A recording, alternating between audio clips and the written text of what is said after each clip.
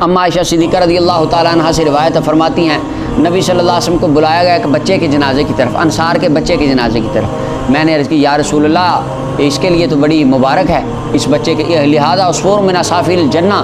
یہ تو جنت کی چڑیوں میں سے ایک چڑیا ہے، ہاں جی، یعنی چڑیا اس لیے کہا ہے جنت میں جہاں چاہے آئے جائے گھومے گا، آزادی ہے، چھوٹا سا ننھا سا، تو یہ تو بڑا خوش بخت ہے، اس نے لم یعمل السوء، کوئی برا عمل نہیں کیا، گناہ نہیں کیا، ولم یدرک، اور نہ ہی گناہ کو پایا، یعنی نہ ہی اس کو اتنی عمر ملی کہ گناہ پہ قادر ہوتا، مکلف ہوتا اور گناہ کرتا، ایسے ہی ہے، یعنی اس کو موقع بھی نہیں ملا گناہ کا۔ نبی صلی اللہ علیہ وسلم نے ارشاد فرمایا آوا غیر ذالک، آوا غیر ذالک، ذالک یا عائشہ، فرمایا عائشہ معاملہ اس کے علاوہ اور کچھ بھی ہو سکتا ہے،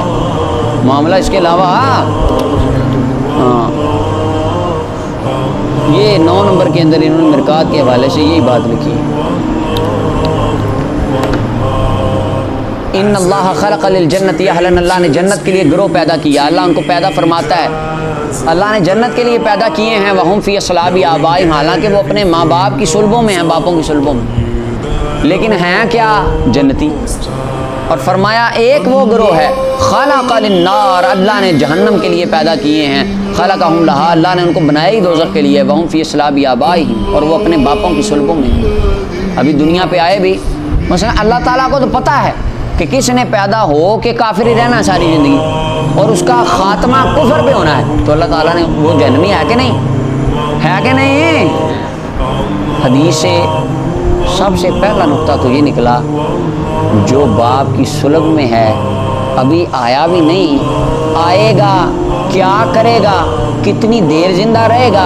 اس کے بعد مرے گا، قبر میں جائے گا، پھر مٹی ہوگا، حشر کے دن اٹھے گا، حساب کتاب ہوگا، اس کے بعد جنت یا جہنم ہے، سرکار فرماتے میں سب کو ابھی جانتا ہوں، حضور فرماتے میں ان کو جانتا ہوں۔ ایک تو یہ سبحان اللہ نقطہ یہ نوٹ کر لیں، علم رسول صلی اللہ علیہ وسلم کا، صحیح مسلم کی حدیث ہے، اور آگے جو اگلی بات قابل غور ہے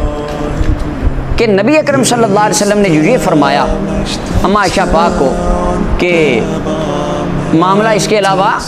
اور کچھ بھی ہو سکتا ہے، تو اس کا کیا مطلب ہے؟ اس کا مطلب یہ انہوں نے بیان کیا مولا علی قاری رحمۃ اللہ علیہ نے، اس کا کہتے ہیں اس کا مطلب یہ ہے کہ یا تو یہ معاملہ تھا توقف کرنے کے لیے کہا گیا تھا عائشہ صدیقہ کو، کہ انہوں نے کہا کہ یہ بچہ جنتی ہے، تو رسول اللہ صلی اللہ علیہ وسلم نے ان کو منع کرنے کے لیے یہ بات کہی کہ بغیر کسی علم کے، یعنی ایک چیز کا آپ کو ایگزیکٹ علم نہیں ہے، اس چیز کے اوپر یکدم سے حکم ہم لگا سکتے نہیں، حکم نہیں لگایا جا سکتا اس کے اوپر، ٹھیک ہے جی، ہاں ایک تو یہ بات ہے۔ دوسری بات یہ ہے کہ آبا غیر معاملہ اس کے علاوہ اور بھی کچھ ہو سکتا ہے، اس کی ایک حکمت